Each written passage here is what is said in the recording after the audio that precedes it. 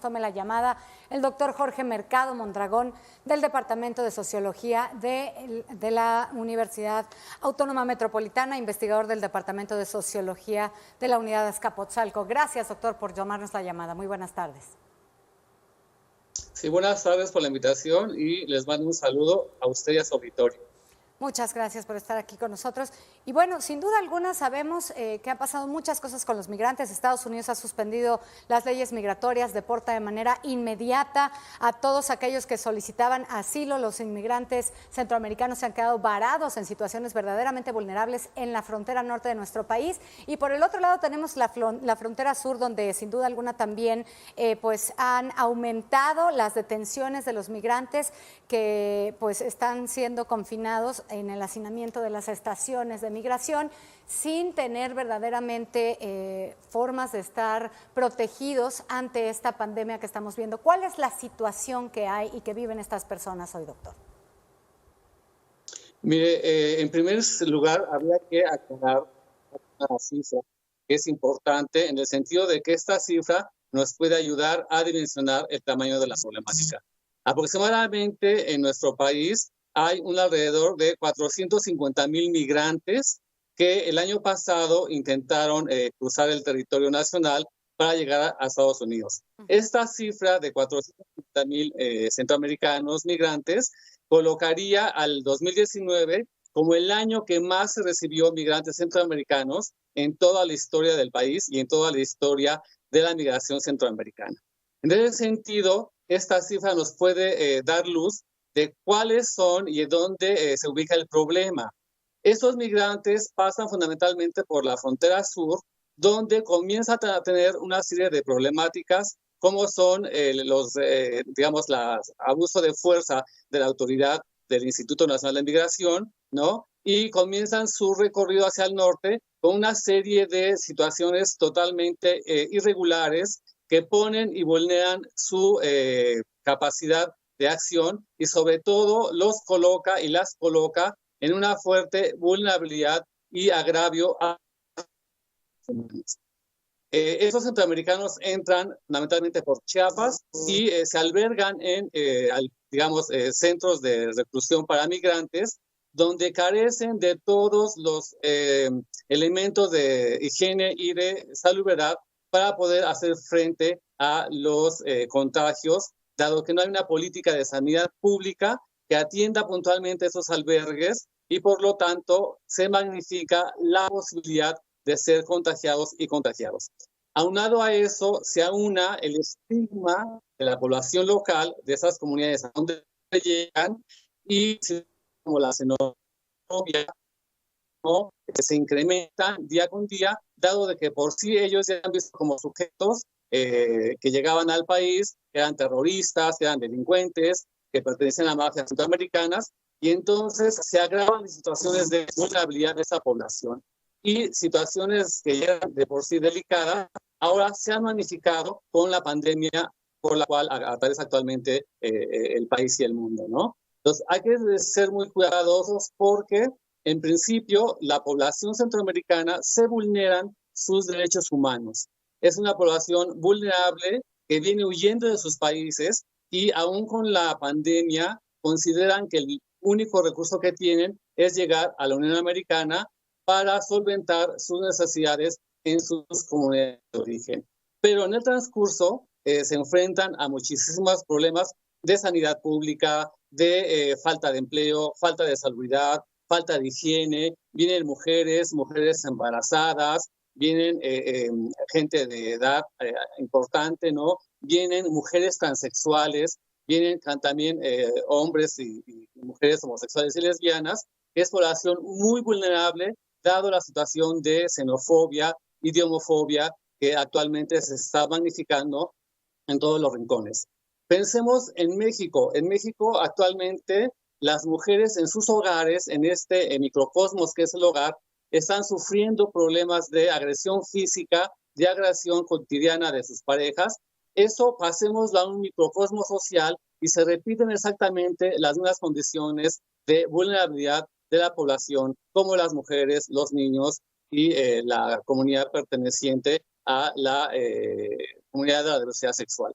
En ese sentido, considero que nuestro país tiene un reto muy importante, dado que esos 450,000 migrantes, que es la población que está en movilidad, está carente de todo, carente de salud, carente de trabajo, carente de salud pública, ¿no? Y sometidos a varias agresiones cotidianas por parte de la población y, por qué no decirlo, también por parte de las instancias como los policías la oficina migratoria, ¿no? Y de la Instituto de Migración, porque llegan a refugios muy pequeños.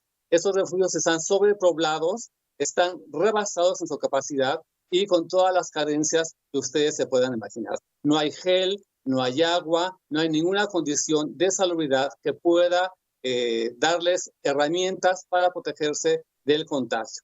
Y Doctor, con el estigma fuerte, le pregunto, ser consideradas fuentes de contagio hacia la población local. sobre esta situación que comentaba, la vulnerabilidad de los migrantes que hemos retratado muchísimas veces aquí en Mega Noticias TVC, habíamos juzgado un poco el papel que han jugado las instituciones en este país. La Comisión Nacional de Derechos Humanos, al parecer, había estado ausente. Ayer emitió una declaratoria pidiéndole a la Secretaría de Gobernación que pusiera en libertad a los migrantes que permanecían en estos centros de refugio. ¿Es viable sacar a los migrantes, liberarlos ante esta situación de vulnerabilidad que nos expone? Yo considero que sí, y aquí hago eco porque de lo que mencionó Médicos Sin Fronteras. Este organismo internacional, Médicos Sin Fronteras, recomendó al gobierno mexicano que pusiera en libertad a la población que estaba recluida en esos centros de retención migratoria, Sí. y que se fueran a sus países. El problema que está pasando es que Guatemala tiene cerrada su frontera. Y eso, digamos, impediría el flujo y el retorno a sus países. Pero por otro lado, también está la situación que aun con que esté cerrada la frontera, hay población migrante centroamericana pasando al lado mexicano.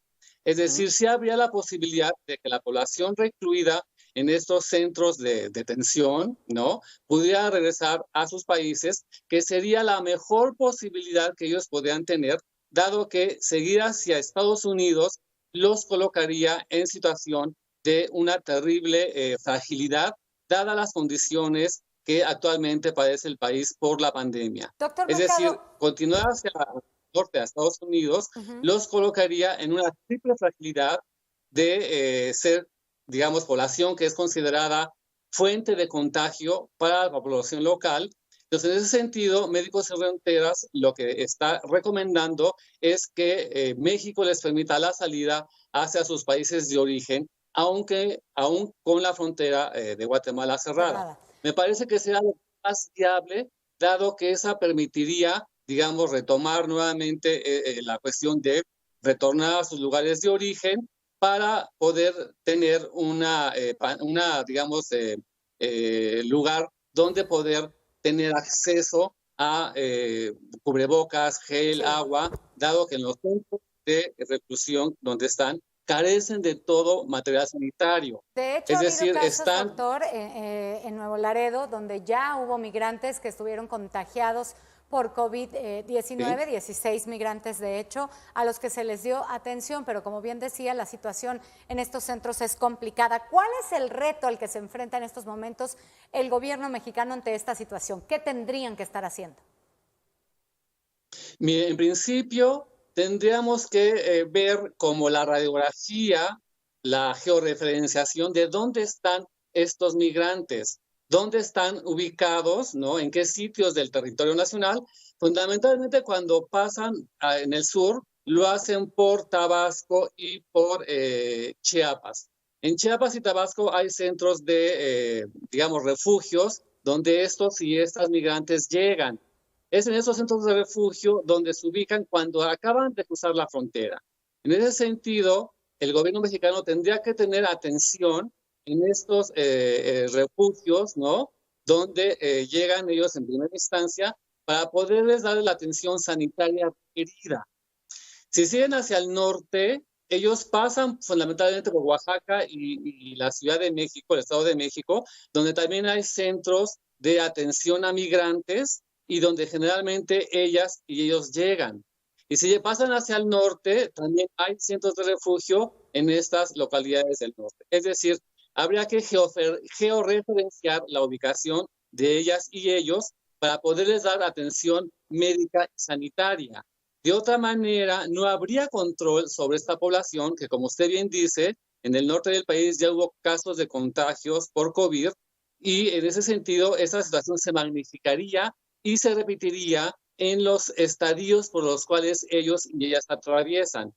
El reto es, insisto, alto, es grande, se tendría que dar atención en principio en estos centros, en estos refugios, llevándoles atención médica, llevándoles gel, agua, cubrebocas, para que ellas y ellas tengan la mínima posibilidad de poder protegerse en ese sentido con los requerimientos que nos han pedido a todos los mexicanos. Ellos no tienen otra cosa que el gobierno nos ha dicho a nosotros que tenemos que tener. En ese sentido, el gobierno mexicano, las instancias de salud, tendrían que hacerlo en estos centros de atención o en los centros de reclusión del Instituto Nacional de Migración. Es un reto muy grande el que tiene el gobierno mexicano porque es población que se está moviendo, es población que se desplaza. En ese sentido, habría que ubicar en dónde se encuentran para poder llevar y ser extender los mecanismos de salubridad a esta población que se mueve constantemente en el territorio mexicano. Ahora, México ha sido, por así decirlo, el tapete de Estados Unidos en medio de esta pandemia. Hemos visto, incluso aquí en Mega Noticias TVC, la gente de salud de algunas entidades nos ha reportado que se llevan a cabo deportaciones fast track, sin trámites. Nos hemos convertido ya en este refugio grande para los migrantes centroamericanos que estaban en Estados Unidos, incluso para los mexicanos que intentaban llegar a Estados Unidos y que hoy, pues, para empezar, el sueño se les truncó y además con una cuestión de trámites muy acelerada. Sí, en ese sentido me parece importante considerar que, como usted bien dice, se está regresando tanto a los migrantes centroamericanos como a los migrantes nacionales. Y al hacerlo, le colocan a México, ¿no?, la responsabilidad de atender a esa población, dado que día con día hay población que está siendo regresada a nuestro país, pero también día con día hay población que sigue pasando por la frontera sur. A pesar de la pandemia, es importante distinguir que la población sigue pasando al territorio mexicano. Entonces tenemos dos focos importantes que atender.